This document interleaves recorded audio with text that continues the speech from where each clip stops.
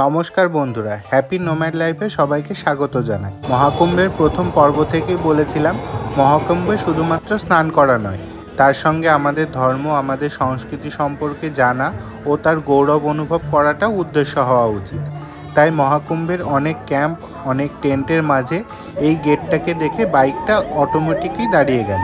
দেখলাম তিরঙ্গা রঙের লাইটিং দিয়ে সাজানো গেট, যার একপাশে ক্যাপ্টেন বিক্রম বাত্রা, অন্যদিকে মেজর অজয় সিংয়ের ছবি দিয়ে তৈরি এই গেটটা। ভেতরে ঢুকেই দেখি তিরঙ্গা রঙের লাইটিংয়ে সেজে রয়েছে পুরো প্যান্ডেল। তার সঙ্গে মেন প্যান্ডেলের বাইরে দেখি অনেক আর্মি জওয়ানদের ছবি লাগানো আছে। তাই পুরো প্যান্ডেলটা ঘুরে দেখি চারপাশে একই রকম জওয়ানদের ছবি লাগানো। বুঝতে অসুবিধা হয় না যে আমাদের আর্মি জওয়ানদের প্রতি শ্রদ্ধা জানানোর জন্যই এই আয়োজন, যেনারা আমাদের দেশকে সবসময় রক্ষা করে আসছেন। সেই সব বীর জওয়ানরাই হলেন আমাদের দেশের প্রকৃত হিরো, আমাদের দেশের গর্ব।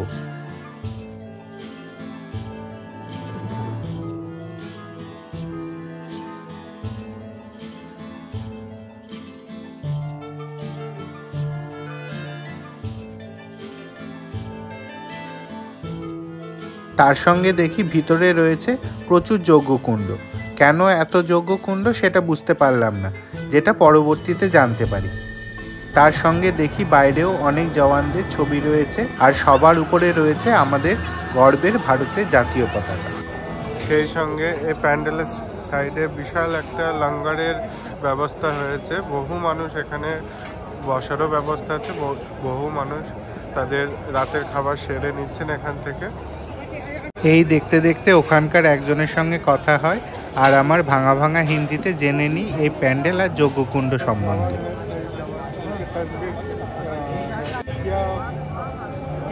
हिंदी थोड़ा अच्छा नहीं है, मैं बंगाल से हूँ।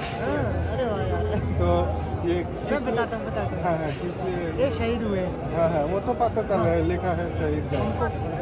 उनको श्रद्धांजलि देने के लिए, उनको याद रखने के लिए, उनकी पुण्य स्मृति के लिए, उनकी आत्मा की शांति के लिए उनकी तस्वीरें लगाई गई हैं। उनके घर के परिजन के माता पिता भाई बहन जो भी हैं उनको बुला के उनसे हवन करवाया जाता है। अच्छा हाँ, वो जो हवन कुंडली है उसमें हवन होता है, दिन में होता है, सुबह 9 बजे से लेके 1 बजे तक। हाँ, सब मिलके उनकी आत्मा की शांति के लिए प्रार्थना करते हैं। हमारे जितने जवान हैं जो शहीद हुए हैं, हाँ सबके उद्देश्य में होता है। सबके उद्देश्य में, सबके। यह तो काफी सारे जवान की तस्वीर है। हाँ सबके लिए होता है। जिनकी तस्वीरें हैं उनके लिए, जो नहीं है बहुत सारे हमारे जवान हैं, वो सबका तस्वीर तो नहीं लगा नहीं मिल सकता है। इनके लिए हम लोग सुरक्षित है। बहुत अच्छा लगा।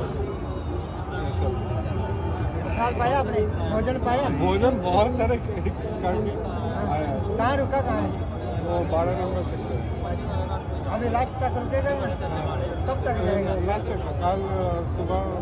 हाँ बंगाल से बाइक से आया। अच्छा